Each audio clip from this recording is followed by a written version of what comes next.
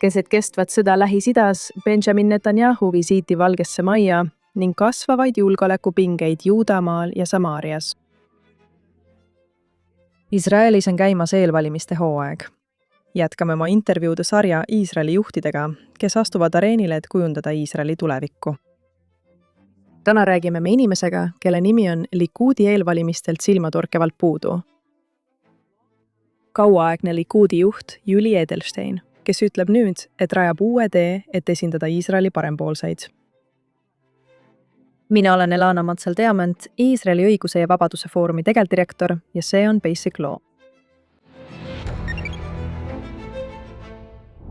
Suur tänu, et meiega liitusite, härra Edelstein. Minu rõõm, aitäh kutsumast. See on tõeline au. Jätkame nüüd sarjaga, kus räägime poliitika veteranide ja poliitikasse pürgijatega. Nende nägemusest Iisraeli tuleviku kohta.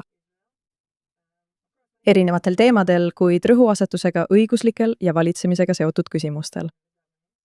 Ja ma ootan väga, et saaksin täna teiega rääkida. Oleksin tänulik, kui saaksite jagada veidi oma taustast, mis on tõeliselt inspireeriv. Te alustasite heebrea keele õpetamist Nõukogude Liidus. Te olite Sioni vang. Te tulite Iisraeli ja töötasite end üles poliitilises hierarhias. Te olete olnud minister, Knesseti esimees ja nii edasi. Ma arvan, et see on lugu, mida tõesti tasub kuulda, enne kui me hiljem saates sisuliste teemadeni jõuame. Kui te saaksite võtta mõned minutid ja meid sellega tutvustada. No, kõigepealt püüan ma aru saada, kas ma olen praegu veteran või lootustandev poliitik. Aga kui minna ajaloos tagasi, ma sündisin endises NSV Liidus. Taotlesin väljasõiduviisat 79. aastal. Olin siis 21 aastane. Mulle keelduti, mulle ei antud väljasõiduviisat ja minust sai see, keda tuntakse nime all refuseni. Ja samal ajal õppisin ise heebrea keelt ning hakkasin siis ka teisi õpetama. Tänu Jumalale, keegi ei küsinud tunnistusi ega püüdnud kontrollida, milline mu heebrea keel tol ajal täpselt oli. Aga mul oli ülikoolis keelteõppija taust olemas.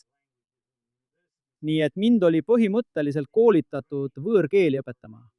Ja mul oli piisavalt palju õpilasi.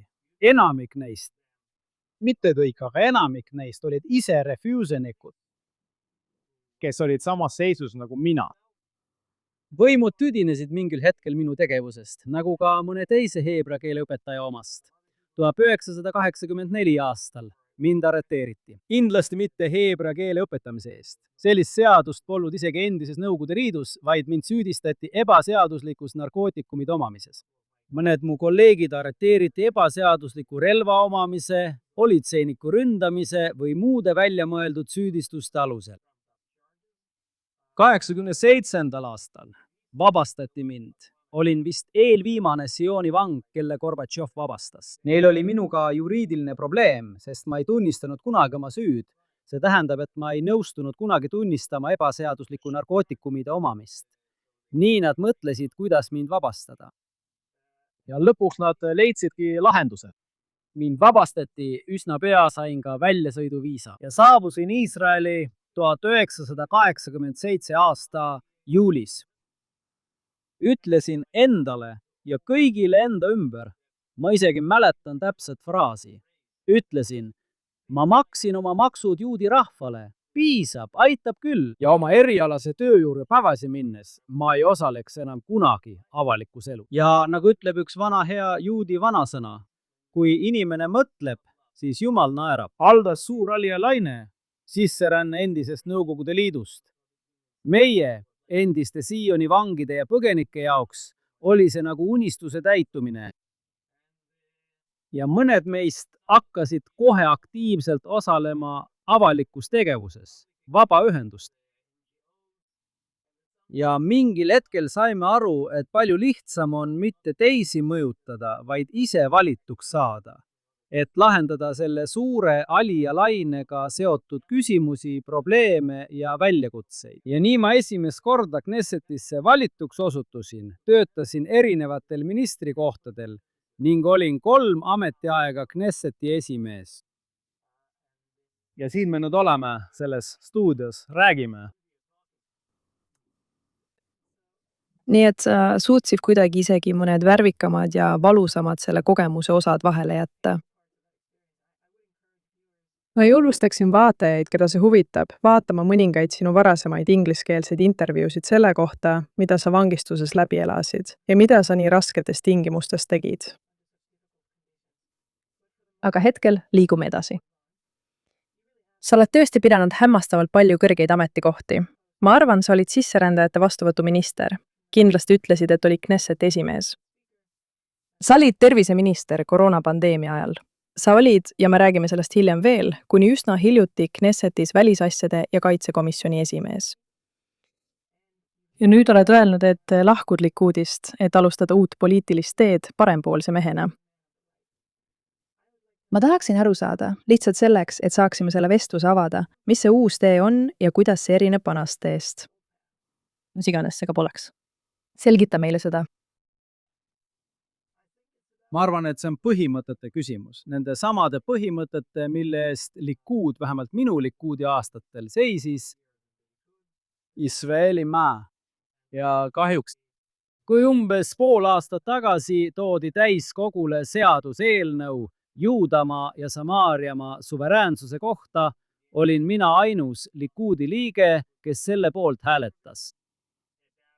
Mis puudutab ajateenistust, siis pole saladus, et kui me ütleme selgelt ja valjult, et me ei ole valmis taganemiseks. Neil on juba piisavalt kogemusi Oslo lepetega ja seejärel ühepoolse lahkumisega kaasasek. Ma arvan, et õppetunnid on saadud, nii et kui me ei räägi taganemisest, vajame armeed, mis suudab kaitsta kõiki meie piire. Ja kahjuks välisasjade ja kaitsekomisjoni esimehena kõik minu katsed laiendada Iisraeli kaitseväkke kutsutavate ringi, näiteks kaasates ultraortodokse elanikkonna, vähemalt osa neist, need, kes ei ole täiskohaga yeshiva õpilased, ei läidnud toetust, pehmelt öeldes, Likudi ega peaministri poolt. Ja lõpuks viis see minu eemaldamiseni välisasjade ja kaitsekomisjoni esimehe kohal. Nii et kõik need asjad kokku viisid mind järelduseni, et ma arvan, et ma ei kuulu sellesse, mida me täna näeme Likudi fraktsioonina. See oli väga valus otsus, pean teile ütlema. Sest mind valiti varem Likudi eelvalimistel väga kõrgetele kohtadele, sealhulgas esimeseks. Mis tähendab, et Likudi partei liikmete seas on palju sõpru ja toetajaid, kes olid, ma arvan, paljud neist minu otsuses pettunud. Aga minu jaoks ei tundunud õiglane hoida Likudi mandaati, kui ma ei nõustu partei poliitikaga nii olulistes küsimustes. Ma tahtsin tegelikult selle juurde veidi hiljem jõuda, aga ma toon selle nüüd välja. Viimaste aastate jooksul oli teie ja partei vahel vähemalt 3 olulist erimeelsust. Üks, mida te mainisite, on see hääletus Iisraeli seaduste rakendamise kohta Juudamaal ja Samaarias. Ja see oli, neile, kes uudiseid jälgivad, see oli asepresident Vantsi visiidi ajal, mis minu arvates mõjutas Likudi valmisolekut osaleda, see tähendab, et nad ei tahtnud seda teha tema kohaloleku ajal.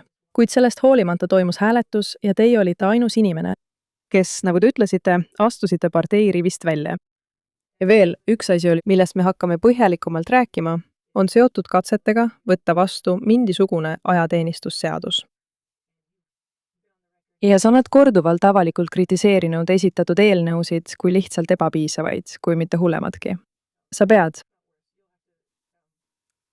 seda oma sõnadega ütlema. Ja siis viimane asi, mis samuti huvi pakub, on seotud kohtureformiga. Ka seal, ma ei tea, ja jälle, sa pead ise meile ütlema, milles sinu erimeelsus sisuliselt seisnes. Aga sa seadsid ka üsna avalikult kahtluse alla meetodi, millega seda edasi viidi. Ja seda isegi siis, kui sina oled, ja ka sellesse peame süvenema, aga sina oled üks tähtsamaid. See oli viimase kümnendi ühe tähtsaima ülemkohtu kaasuse keskmes. Ja sul oli otsene vastasseis ülemkohtuga. alustame siis kõigepealt haredide ajateenistuskohustusest, kuna ma tean, et see on praegu kõigil mõttes ja siis liigume edasi teiste teemade juurde. Ja ma ei usu, et see on nii suur hüpe, kui see paistab. Kas saaksid selgitada, olles olnud välisasjade ja kaitsekomisjoni endine esimees, kui sügav on see väljakutse, millega Iisrael strateegiliselt, majanduslikult ja sotsiaalselt selle küsimuse puhul silmitsi seisab? See ongi täpselt asja tuum. Asi ei ole mingis abstraktses arutelus kõigi võrdsete õiguste või kohustuste üle. See on midagi väga praktilist. Praktilises mõttes vajab Iisraeli kaitsevägi rohkem sõdureid. Praegu kasutab Iisraeli kaitsevägi arvu, mille kohaselt on neil kohe vaja umbes 12 000 lisasõdurit. Ja ma arvan, et ainus võimalus seda arvu saavutada on siis, kui me muudame midagi selle riigi ultraortodoksse kogukonna suhtes. Nüüd, ma saan täiesti aru, et sellist muutust ei saa teha ühe päevaga. Isegi minu ettepanekuid kritiseerisid paljud reservväelased ja teised, kes ütlesid, et need on väga leebed ja liiga kompromissialtid. Aga ma sain täiesti aru, et kui me tahame midagi, mida ultraortodoksne establishment kuidagi vastu võtaks, peame tulema kompromissid. Lõpuks selgus kahjuks, et kompromiss ei olnud võimalik.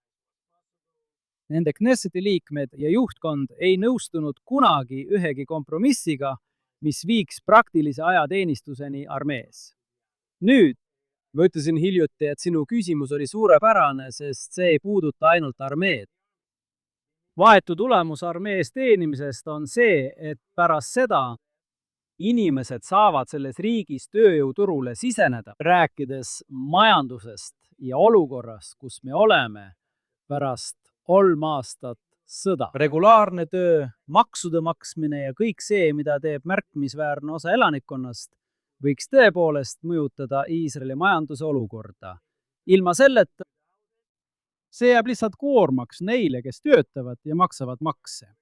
Viimane, kuid mitte vähem tähtis, on miski, mis häirib mind väga ja see on lõhe, mida me praegu näeme. Sest nende inimeste vahel, kes teenivad armees, rääkimata peredest, kes on kaotanud oma lähedased või isegi lihtsalt pere, kus isa või abikaasa kaob 300 või 400 päevaks reservteenistuse tõttu, seeb end paljudel juhtudel ohtu. Selline perekond peab silmitsi seisma olukorraga, kus nende naabrid, mõned juhul isegi sugulased, ei saa aru, millest nad räägivad. Nad lihtsalt elavad oma tavalist elu, normaalset elu. Ja nagu ma olen öelnud, olen ma tõesti mures, sest see, mida ma enda ümber kuulen ja keel, mida ma enda ümber kuulen, ei ole meie riigis eriti tervislik. Me oleme juudi riik. Me tahame mõista, et on erinevaid viise olla juut, sealhulgas loomulikult ka ultraortodoksne eluviis. Aga see, mis praegu toimub, ei ole dialoog. See on 2 monoloogi. See on nagu 2 kurti inimest, kes üritavad omavahel rääkida. Milline näeb teie arvates välja ideaalne ajateenistusseadus? Liiga detailidesse laskumata, kuigi ma olen kindlasti arutanud iga selle seaduse paragrahvi. Aga igal aastal kasvab nende arv järjest. Ilmselge erinevusega nende vahel, kes lähevad armeesse teenima ja nende vahel, kes väldivad ajateenistust. Ja toetusega teatud arvule neile, kes tõesti õpivad toorat hommikust hilise õhtuni. Sellised inimesi on olemas, me vajame neid. Aga neid peaks olema kindel arv, mitte selline olukord nagu praegu, kus põhimõtteliselt igaüks võib end jeshivasse kirja panna ilma kordagi sinna minemata. Sest üks asi, millega ultraortodoksne juhtkond kunagi ei nõustunud, oli range järelevalve jeshivate üle. Nende jaoks mingisugune paberitükk mõnelt rabilt on nende jaoks piisav tõend. Mine. Ma peaaegu kõhtlen seda küsimust esitamast, aga kuna me keskendume elavjõule ja arvudele, kas Iisraeli araabia elanikkonnal on samuti roll täita? Sa ei pea kõhklema. Ei pea, see on okei. Mulle on seda küsimust palju kordi esitatud ja ma pidin kõigi tähelepanu sellele juhtima. Kõigi tähelepanu sellele, et minu komisjoni toodud eelnõu oli valitsuse eelnõu pealkirjaga ultraortodoksete noorte ajateenistuse eelnõu. Noored. Ja ma olen täiesti kindel, et peab toimuma tõsine arutelu araabia elanikkonna rolli üle. Mitte kõik ei teeniks armees. Aga ma arvan, et on palju juhtumeid, kus see elanikkond võiks panustada Iisraeli riigi julgeolekusse. Me ei pea liiga kaugele minema. Viimaste sõdade ajal. Kui Hezbollah ja iraanlased tulistasid rakette ja saatsid droone Iisraeli riiki, ma arvan, et selles osas, mida me nimetame tsiviilkaitseks, araabia elanikkond võiks olla suureks abiks, isegi omaenda linnades ja asulates. Ja mitte tingimata ainult omaenda linnades ja asulates. Nüüd proovime liikuda struktuurse küsimuse juurde, sest see on ilmselgelt näide pikaajalisest seadusandlikust pingutusest mitme erineva koosseisu jooksul, et proovida lahendada üht probleemi. See pole tegelikult tulemusi andnud või võib-olla on tulemused olnud, kuid siis sekkub kohus. Olen kuulnud mitmeid erinevaid versioone sellest, miks me oleme seal, kus me oleme. Mõnikord on see täielikult poliitilise süsteemi süü, mõnikord on see kohtu süü, mõnikord on see nende kahe kombinatsioon. Ja arvestades teie suurt kogemust nii seadusandlikus kui täidesaatvas võimus, tahaksin ma mõista kahte asja. Üks puudutab, ja te võite seda kasutada näiteks, väljakutseid, mis kaasnevad päevakorra edendamisega koalitsioonisüsteemi kaudu. Ja kas see olemasolev süsteem on? Millised on selle teate küll eelised või nõrkused? Mida te selle juures muudaksite? Ja pärast seda tahaksin ma vaadata seda teise nurga alt. Nimelt, töötades sellega, mis sageli on, teate küll, mida kritiseeritakse kui uskumatult ülereageerivat bürokraatiat ja kohtusüsteemi, olles poliitikuna nende kahe haru sees. Aga alustame sellest, kui keeruline on oma päevakorda edasi viia. Ühtset päevakorda läbi praeguse süsteemi ellu viia. See on objektiivne raskus, kuid ma pooldan täielikult meie riigi koalitsioonisüsteemi, sest me oleme endiselt killustunud ühiskond. Me oleme endiselt noor riik ja ma ei ole kindel selles idees, mida ma mõnikord kuulen, et teate, me peame põhiseaduse vastu võtma. Iisraelil puudub põhiseadus. Meil on vaja vaid 61 liikmelist enamust. Ma ei ole kindel, et see on tark väide ja ma ei ole kindel, et see on see, mida riik vajab. Me vajame paljudes küsimustes konsensust. Kuigi ma pean ütlema ja mõnikord tunnistan oma vigu, see võib kõlada kummaliselt, aga mõnikord ma tõesti teen seda. Mina olen alati öelnud, et ainus viis midagi tõeliselt muuta on olukorras, mis puudutab ultraortodokside juutide ajateenistusse kutsumist, on see, kui ultraortodoksed fraktsioonid on koalitsiooni osa. Siis on võimalik kokkuleppele jõuda ja edasi liikuda. Ma ei ole selles kindel. Ma arvan, et psühholoogiliselt praegu nende jaoks on väga raske, nagu ma olen öelnud, aksepteerida isegi mingit kompromissi. Nii et võib-olla on lahendus siin luua lai sionistlik koalitsioon, kuhu kuuluvad sionistlikud fraktsioonid mõlemalt poolt ja ikkagi tulla välja seadusandlusega, mis ei ole, vabandust, et olen nii otsekohene, aga see ei ole kogu see demagoogia, mida me kuuleme valimiskampaaniate ajal, kuidas homme kõik kutsutakse ajateenistusse ja nad kõik lähevad Golani brigaadi, Givati brigaadi ja dessantväkke. See ei juhtu. Aga ma arvan, et tulla välja tõsise seadusandlusega, et hakata edasi liikuma, see võimaldab meil ühelt poolt, nagu ma olen selles vestluses juba mitu korda maininud, laiendada Iisraeli kaitseväkke kutsutavate ringi, mida on väga vaja. Teiselt poolt,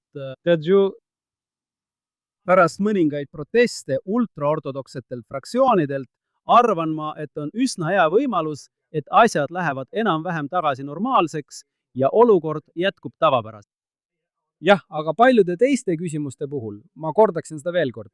Ma arvan, et see on hea asi. Et see on vajalik. Luua koalitsioone. Mõnikord on see tõesti see teeb asjade Knessetist läbisurumise keeruliseks, mis ei ole alati halb. Teate, seadused, mis surutakse läbi ühe päevaga.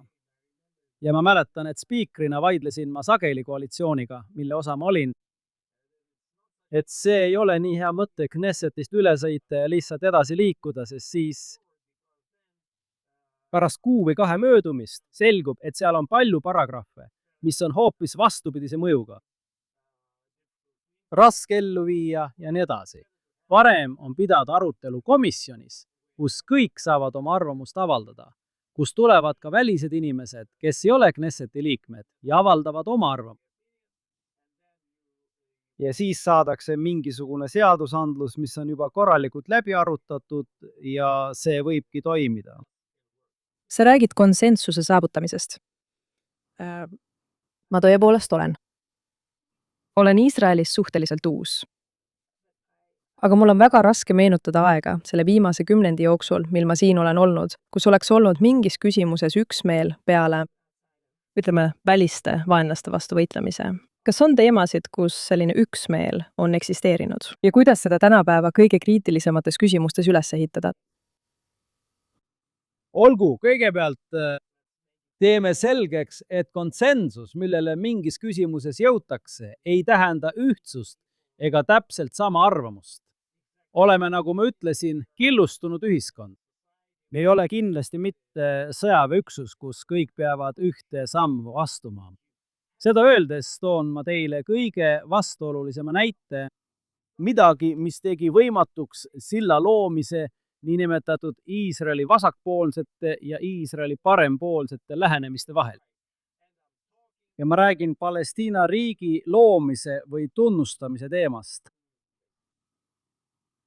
5. 10 aastat tagasi see oli probleem ja seda oli näha kõigis küsitlustes. See jagas Iisraeli ühiskonna peaaegu 2 võrdseks pooleks.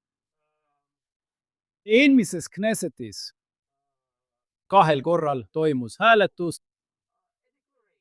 See oli küll deklaratsioon, mitte seadus, deklaratsioon opositsiooni kohta. Iisraeli Knesseti vastuseisus Palestiina riigi ideele. Ma ei mäleta täpseid numbreid, vabandan, aga ma arvan, et 120 Knesseti liikmest oli ühel hääletusel tulemuseks 90 midagi. Teisel oli see ligi 80, mis tähendab, et ja muide, ma mainisin erinevaid küsitlusi just enne valimisi. Ma arvan, et praegu, kui me räägime Iisraelis, on tehtud 10 uut küsitlust.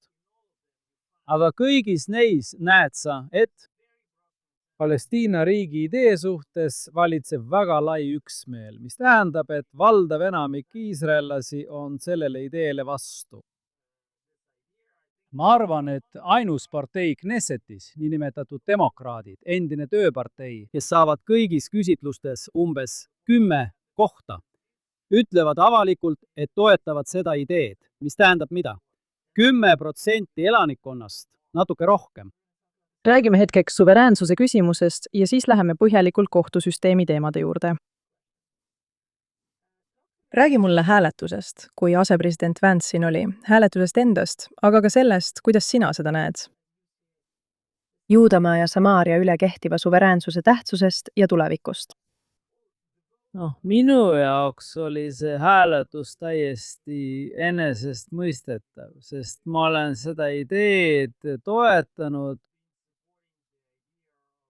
Iisraeli suveräänsuse kehtestamist Juudamaal ja Samaarias. Ma ütleksin poolnaljaga juba ammu enne, kui see muutus populaarseks ideeks.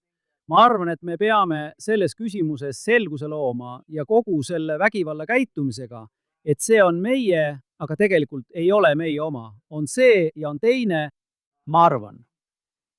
See annab igasuguseid valesid lootusi meie vaenlastele ja isegi mõnele meie toetajale, kes lihtsalt ei ole kindlad. Mis on meie seisukoht selles küsimuses? nii et ma ei saa olla ja ma loodan, et ma pole kunagi olnud ega kavatsegi olla olukorras, kus ma avalikult toetan mingit kindlat ideed. Ja kui asi jõuab sinnamaani, et tuleb hääletada, ma põgenen selle idee enda kohta veel kord. Ma arvan, et on üsna selge, et see ei juhtu ühe päevaga. Ja rääkides konsensusest, siis Juudamaa ja Samaaria teatud osad naudivad laialdast konsensust, laialdast toetust kogu Iisraeli elanikkonna seas. Nii et me võiksime sealt alustada. See juhtus Ida-Jeruusalemmaga. Maailm on endiselt alles. Nii et ma ei usu, et maailm laguneb hoost, kui see juhtub selles etapis Maalea Tumiimi, Gush Etzioni ja Arieli puhul. Ja kõikvõimalikes teistes kohtades, mis on kõigile iisraellastele hästi tuntud. Nagu ma olen öelnud, nende suhtes valitseb laialdane üksmeel. Ja tead, isegi praktilises mõttes ei ole need kohad, mida kunagi kellelegi antakse. Nii et ma arvan, et selgus siin. On väga oluline. Ja see aitab meil tulevikus vältida paljusid piinlikke olukordi. On neid, kes ütlevad, kõik on hästi ja oluline, aga miks just siis, kui asepresident Vance siin oli? Või näiteks Haredide puhul ütlevad nad, väga oluline, olen täiesti nõus. Aga kui koalitsioon praegu laguneb, kui oleme nii tundlikus olukorras, julgeoleku seisukohalt, mis tead, mida sa siis teha saad? Mis on sinu vastus nendele argumentidele? No kõigepealt ajastuse mõttes see visiit või teine visiit. Ma mäletan, et palju aastaid tagasi täna kõik naeratavad ja need, kes on noored, ei usu isegi, et see oli päris olukord. Jeruusalemmas on suur, suhteliselt uus linnaosa nimega Har Homa. Ma arvan, et seal elab hõlpsasti 10 000 inimesi suurepärastes kaasaeglates korterites, erinevat tüüpi iisraellased, usklikud ja mitteusklikud, see on osa Jeruusalemmast. Kui ma olin sisserändajate vastuvõtuminister, me alustasime ehitamist selles piirkonnas, Har Homas, ja seal olid protestid ning räägiti Palestiina maa annekteerimisest.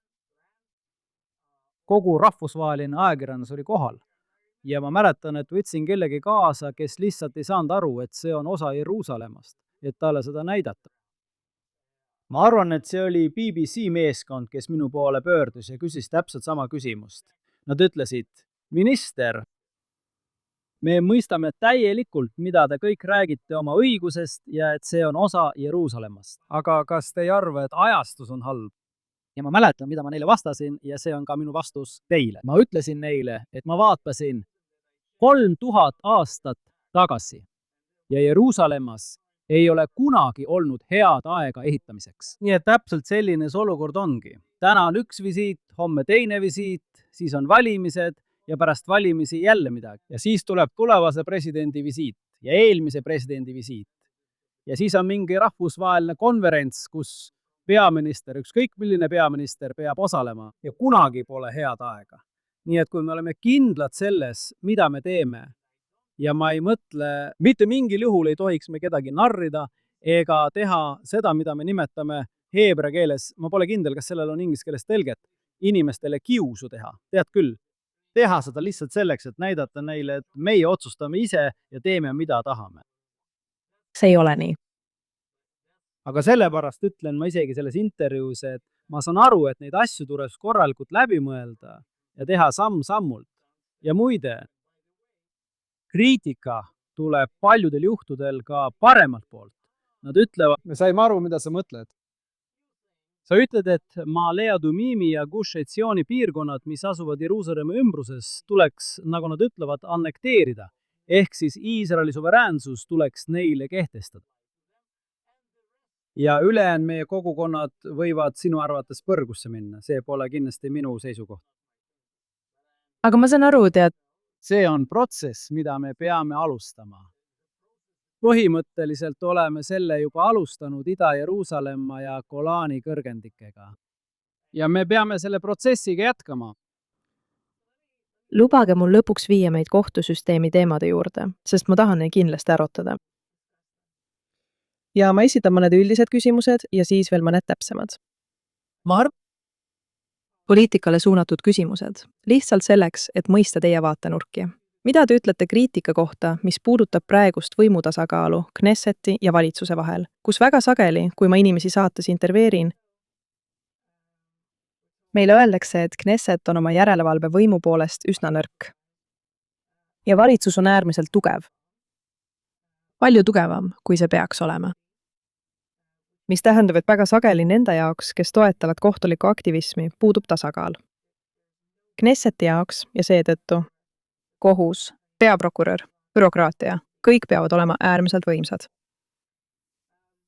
Seega tahaksin alustada kõigepealt sinu isiklikust kogemusest, inimesena, kes on olnud nii täidesaatvas kui ka seadusandlikus võimus ja kuidas see dünaamika välja näeb. Ja samuti sinu mõtted selle teise küsimuse kohta, mis puudutab kohtuvõimu. Alustuseks, Knesset ja valitsus. Ma arvan, et sa kutsud oma saatesse väga viisakaid inimesi, sest öelda, et Knesset on nõrk ja valitsus on tugev, on tegelikult väga leebe väljendus.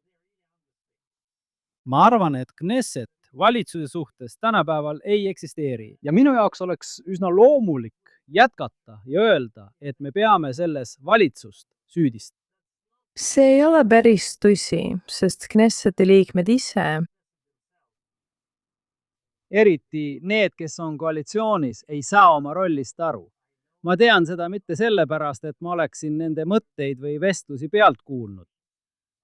Need asjad on juba mõnda aega ametlikult kirjas olnud, isegi siis, kui ma olin spiiker. Ja kindlasti kogu selle vaidlusega, mida sa mitu korda mainisid, kui ma olin välis- ja kaitsekomisjoni esimees, kas sa ei ole koalitsiooni liige? Sa pead lihtsalt asju läbi viima. Kuidas sa saad valitsusele vastu olla? Meie ülesanne on muide valitsust teenida. Koalitsiooni liikme poolt ametlikult öeldud sõnad.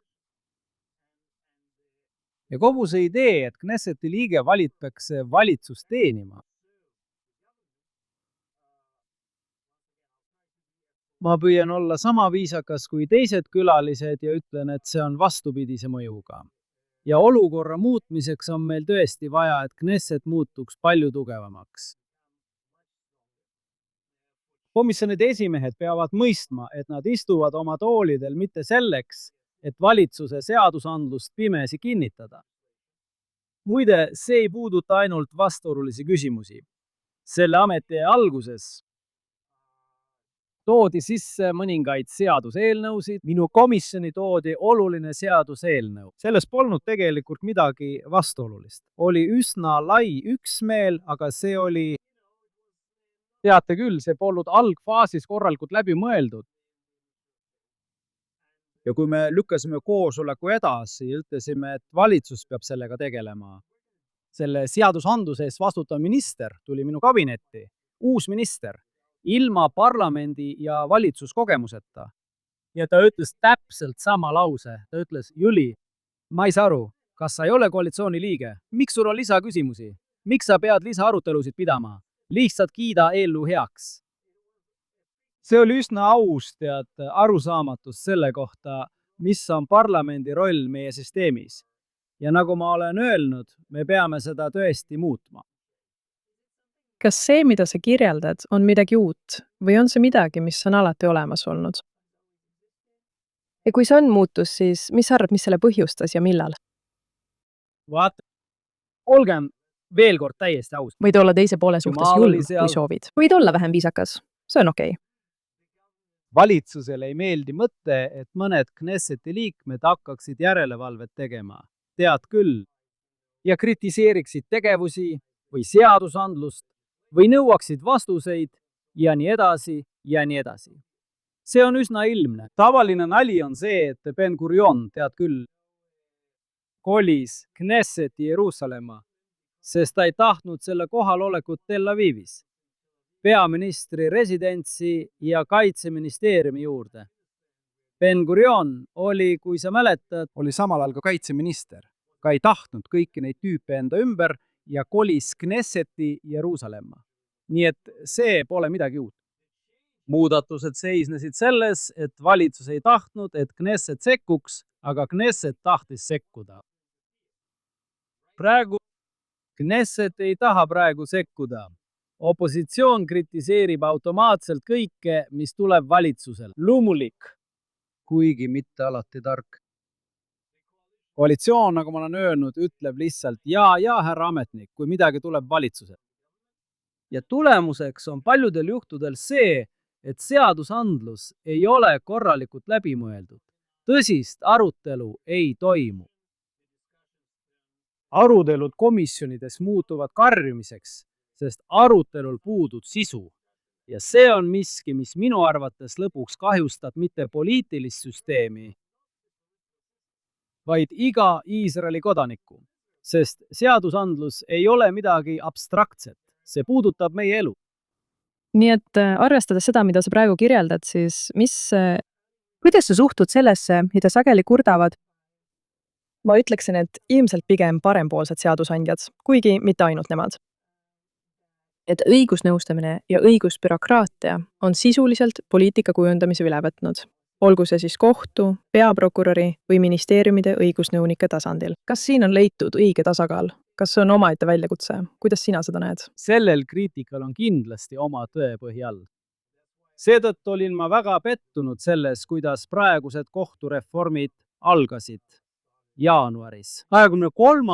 viidi läbi sellepärast, et see mattis sisuliselt vajalikud muudatused maha selle asemel, et neid edendada.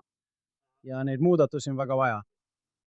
Kas sa saad veel kord rääkida, kas sa saad tuua mõned näited, ütleme näiteks seadusandlusest või poliitikast, mis olid? Näiteks see, kui lihtsalt ülemkohus tühistab Knesseti seadusandlust, ei ole väga teretulnud. Kui jälle puudub arutelu, kui kõik on vaid karjumine, kui valitsus surub läbi kõike, mida tahab, ma suudan kuidagi ülemkohtust aru saada, aga see ei tee seda siiski õigeks. Ja ma mäletan, et see oli konkreetne juhtum. Midagi ei olnud korralikult. Arutatud eelarve arutelude ajal rahanduskomisjonis. Ma nõudsin, kui Knesseti spiiker, ma nõudsin täiendavat hääletust. Knesseti õigusnõunik toetas täielikult minu seisukohta ja nõudis täiendavat hääletust. Komisjon kõhkles. Keegi läks vahepeal ülemkohtusse ja ülemkohus toetas minu seisukohta ja Knesseti õigusnõuniku seisukohta. Ja ma avaldasin avalikult oma viha ülemkohtu suhtes. Kohtunik, kes selle otsuse tegi, on keegi, keda ma isiklikult tunnen. Ja ta ütles hiljem, tead, ma ei saa aru, me toetasime opositsiooni. Ja ma ütlesin talle, sul ei ole mingit õigust sekkuda Knesseti asjadesse sellisel viisil. Ja kui ma tõesti otsustaksin oma arvamust komiteele peale suruda, oleks mul selleks omad viisid. Ma võiksin öelda, et eelarve ei jõua täiskogu istungile enne, kui te sellel teemal veel kord hääletate. Parlamendi spiikeril on selleks õigus. Kahjuks. Teate ju, mis toimub Knessetis. Ja siin tabate te asja tuuma. Miks on Knesset nii nõrk? Sest pool Knessetist, ütleme täna, Knesseti opositsioon oleks väga rahul sellega, mida ma ütlen Knesseti ja valitsuse suhete kohta. Ja koalitsioon Knessetis oleks väga rahul, kui kuuleks, mida ma ütlen Knesseti ja kohtusüsteemi suhete kohta. On väga vähe, kui üldse Knesseti liikmeid, kes oleksid rõõmsad kuulda mõlemat osa sellest, mida ma ütlen. Ja see ongi see, mis teeb Knesseti väga nõrgaks. Nii et arvestades seda, mida sa ütled, kuidas sa arvad, et kohtusüsteem peaks muutuma? Ja sa juba rääkisid sellest, mis on üsna sarnane sellele, mida sa just kirjeldasid, kus otsus tehti sinu kasuks, kuid sa läksid sellele siiski põhimõtteliselt vastu. Sa oled juba selgitanud, et sinu arvates on koalitsioonisüsteem kõigi oma puudustega ja isegi siis, kui tundub, et see seab sind ebasoodsasse seisu potentsiaalselt. Tead küll, probleemi valel poolel, või mitte päris valel poolel, aga oled kandnud konkreetset kahju millegi eest, mida sa soovisid. Sa kaitsed ikkagi koalitsioonisüsteemi. Nii et seda öeldes, kuidas? Veel kord, milline on teie ideaal selle kohta, milline peaks välja nägema suhe Kanada valitsuse ja kohtuvõimu vahel? Teate, te mainisite, et teile ei meeldinud, kuidas kohtureformi edendati, aga kas teil oli probleeme ka sisuga? Kas te oleksite soovitanud teistsugust sisu? Ja kas te soovitaksite teistsugust sisu? Kõigepealt, nagu ma ütlesin, on muudatused vajalikud. Kui soovite, et ma ütleksin selle ühe lausega, siis ütleksin rohkem tasakaalu. Rohkem tasakaalu. Rohkem enesepiirangut. Sa võid mulle teada anda. Olgu. Nii, nagu ma ütlesin, rohkem võimu Knessetile, mis tegelikult on rahva esindaja. Et ülemkohtul oleks raskem seadusi tühistada või sekkuda isegi Knesseti siseasjadesse. Vähem Knesseti jalge alla tallamist valitsuse poolt ja rohkem järelevalvet Knesseti poolt valitsuse tegevuse üle. Ma arvan, et need on asjad, mida võiks Knessetile esitada üsna laia konsensusega. Ma kuulen oma kolleege ja kuigi on väga lihtne muuta kõik täielikuks vastasseisuks, oled kas reformide poolt või reformide vastu. See ei ole nii. On teatud reforme, mida on väga vaja. Ja oli teatud katseid seadustada asju, mis on täielik jama. Ja ma arvan, et hetkel, kui me selle muudatusega alustame, saavad mõned küsimused, mille sa tõstatasid seoses õigusnõunike lisavõimuga erinevates ministeeriumides ja nende volitustega, mida mõnikord kirjeldatakse kui süvariiki ja mida iganes, ma arvan, et see muutub automaatselt. Kuidagi selle uue reaalsusega kohaneb. Ja muide, kui sa vaatad 20-30 aastat tagasi ülemkohtu otsuseid, paljudel juhtudel pöördub ülemkohus Knesseti poole. Ma mainin üht väga tuntud ja vastuolulist teemat erinevatel viisidel. Oli erinevaid määratlusi, aga paneme selle väga lihtsalt. Kes on juut? Tagasipöördumise seadus, kes on juut ja nii edasi, nii edasi. Ma mäletan, kuidas ülemkohtu kohtunikud pöördusid Knesseti poole 1, 2 ja 3 korda ning ütlesid, te peate otsustama. Te peate seaduse vastu võtma. Kui te ei tee seda, siis me sekkume. Ja siis, kui Knesset ei tegutsenud igasugustel poliitilistel põhjustel, sekkus ülemkohus. Praegu see nii ei ole. Ülemkohus ei pöördu tegelikult Knesseti poole. Nad lihtsalt teevad otsuseid ja kõik. Ja see on midagi, nagu ma olen öelnud, millega me peame tegelema. Ja kui ma sind õigesti mõistan, siis sa arvad, et on olemas seadusi, mida saab vastu võtta, mis tugevdavad Knessetit ja nõrgendavad kohtuvõimu teatud küsimustes? Piirata võimu, nõrgendada võimu. Pirata võimu. Võiks väita, et see piirab võimu ning tugevdab õigusriiki ja kohtuvõimu. Teine punkt, mis saates sageli esile kerkib, on avaliku usalduse või usalduse küsimus avalike institutsioonide vastu. Muide, see langeb kogu aeg. Ja see on, ma olen selle eest juba aastaid hoiatanud, see on väga ohtlik.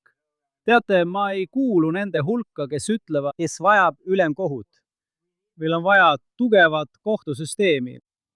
Kui ma näen igal aastal, igas küsitluses, mitte mõne, teate küll, parempoolse küsitluse korraldaja tulemusi, kes püüab teile moonutatud pilti anda. Nüüd Iisraeli Demokraatia Instituut ja teised, nad näitavad teile, et usaldus ülemkohtu vastu on järk-järgult langenud. Võite vaielda ja õigusega ning öelda jah, aga Knesset on tavaliselt viimane. Tõsi. Teate küll need küsitlused. Jah, aga just sellest ma räägingi, sest Knesset on ebaoluline. Knesset on? Ma arvasin, et see oli sellepärast. Koalitsioonisüsteem on nii killustunud, et iga inimene, et valijad vaatavad põhimõtteliselt Knessetit ja see, mis neile meeldib, moodustab alguses väga väikese protsendi sellest. Võib-olla. Kas ma olen liiga unustav? Ei, ma pole kunagi niimoodi mõelnud. Võib-olla sul on õigus, et nad juba algusest peale ei nõustu Knesseti enamiku liikmetega ja näevad seal ainult vähemust, kes esindab nende vaateid. Aga ikkagi tead, ma pole kunagi niimoodi mõelnud, see on viljakas mõte, aga ma ütleksin ikkagi, tead, kui Knesset käitub korralikult ja peab tõsiseid arutelusid, mitte lihtsalt tead, karjub ja vilistab ja mida iganes. Ma arvan, et inimesed, just nii nad tahavadki seda näha. Nad tahavad näha, et seadusandlus, mis puudutab nende elu, on miski, mis tõesti läheb Knesseti liikmetele korda. Ja nemad, et Knesseti liikmed ei ole seal ainult selleks, et pealkirjadesse jõuda. Tead küll, nimetades oma vastaseid mingite roppude nimedega. Aga mul on üks lisaküsimus, mis ei ole üldse seotud sellega, millest me seni rääkinud oleme, enne kui nad tulevad ja mind siit vaudvilli kepiga minema viivad. Ja see puudutab valijat, millest ma tean, et sa oled varem rääkinud ja ma arvan, et sa olid, kui ma õigesti mäletan, immigrantide vastuvõtmise minister. Me elame praegu väga keerulisel ajal välismaal elavate juutide jaoks. Loomulikult ei ole alija alati iga inimese jaoks õige lahendus. Aga kindlasti siin Iisraelis. Paljud meist loodavad, et rohkem inimesi otsib siin kodu ja turvalisust, kui see on nende jaoks sobiv. Ja ma mõtlen, kas on viise, kuidas Iisrael peaks seda sammu soodustama, ilma et see diplomaatiliselt välismaal kellelegi varvastele astuks. Ja ka sisemiselt võib-olla teha muudatusi, et luua olimile avatum keskkond. Ma usun, et mis simagus saate. Laulude ja hümnide laulmine diasporaa juutidele elust Iisraelis ei too neid Iisraeli. See on, nagu sa ütlesid,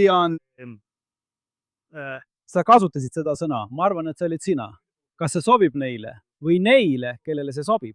Mind on kritiseeritud isegi sisserändajate vastuvõtuministrina, et ma ei kutsunud kõik üles Iisraeli elama asuma.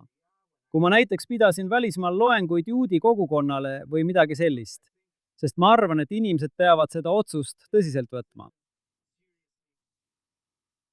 Emigratsioon ja immigratsioon. Isegi kui me nimetame seda alijaks, ei ole see kunagi lihtne. Kohanemine ei ole kunagi lihtne, mitte kellelegi. Mitte ka lastele. See on kõige rumalam asi, mida ma kunagi kuulnud olen. Lastega on see nii lihtne.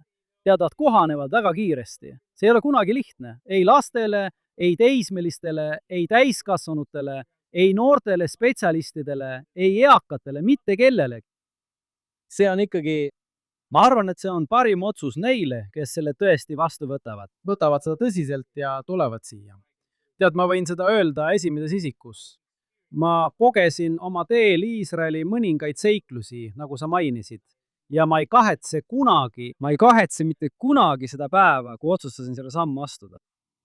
Ja siin, kui rääkida sellest, kuidas me uusi immigrante ligi tõmbame, ma arvan, et kogu meie vestlus on selle küsimuse jaoks asjakohane.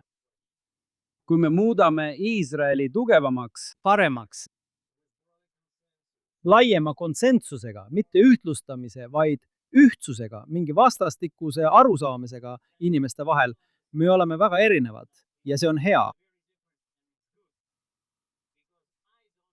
Sest mul ei ole midagi pakkuda näiteks väga ultraortodoksele juudile, kes tahab Iisraeli elama asuda, või täiesti ilmalikule juudile, kes ei taha midagi kuulda ühestki religioonist ega usulisest kuuluvusest. Aga Iisraelis on inimesi, kes on minust väga erinevad ja kes suudavad pakkuda palju nii neile kui ka teistele ja põhimõtteliselt kõigile. Me oleme siin erinevad. Me peame lihtsalt üksteist kuulama, sest kui üks pool võidab, siis juudi rahvas kaotab ja seda peame meeles pidama.